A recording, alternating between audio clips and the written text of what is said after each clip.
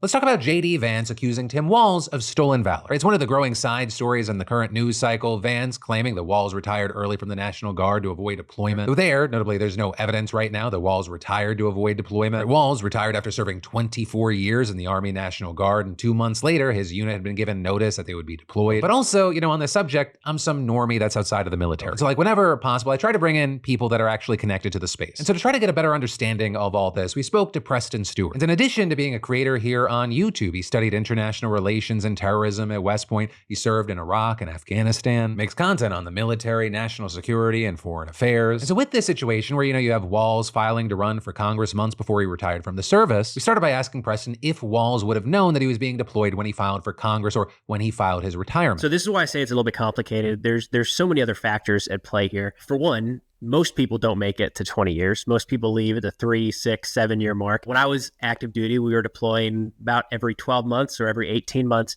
So it's just constant. I understand he was on National Guard, so it's a little bit different there. But anybody who retired or left the service between roughly 2003 and 2011 would have done so with a deployment, knowing that a deployment is coming at some point in the future. A deployment coming down the pipeline is a decision point.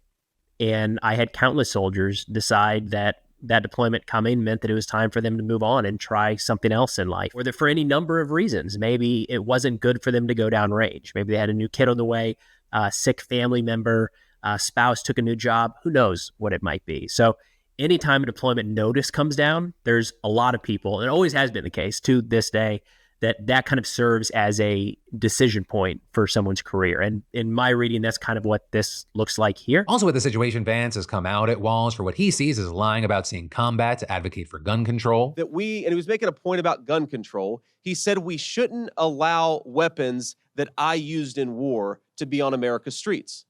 Well, I wonder, Tim Walz, when were you ever in war?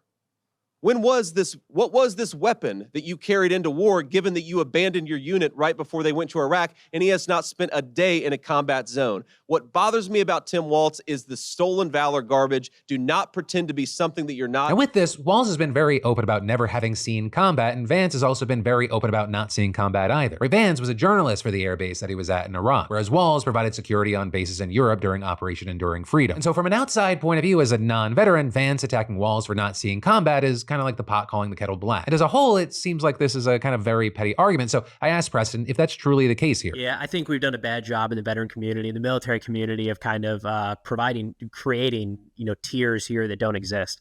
So in the last 20 years or so, there's been a lot of opportunities for people to deploy to a combat zone.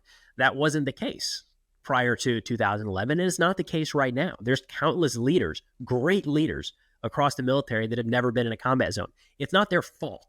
They didn't choose to not go to a combat zone. We just aren't actively fighting in Iraq and Afghanistan like we were for much of the global war on terror. So when I say, unfortunately, we've created this hierarchy, it's unnecessary, because somebody today is just as much a soldier, sailor, Marine, or airman as somebody who served in Iraq and Afghanistan. It's not their choice whether or not they deploy. With all this, I will say online, though, veterans are split. You have Alex Hollings, another veteran creator, tweeting, if you only respect the service of the people you like and agree with, then you don't actually respect service at all. Also, you had Dr. Waitman Bjorn writing, JD Vance was a fucking reporter for a fixed-wing aviation unit for 6 months. He's not Audie Murphy. But then on the other side, you have people like Representative Walz saying in a video, categorizing Walz's retirement as the quarterback of a big team walking away from their team right before they go to the Super Bowl. And then also, kind of a call out about trying to keep the peace, you had fighter jet astronaut Senator Mark Kelly writing, hey, JD Vance, did you forget what the USMC taught you about respect? Tim Walz spent decades in uniform. You both deserve to be thanked for your service. Don't become Donald Trump. He calls veterans suckers and losers, and that is beneath those of us who have actually served. And so with all this, obviously I want to know everyone's thoughts here, but especially if you're active duty or you're a veteran, I'd love to know what you're thinking here and why.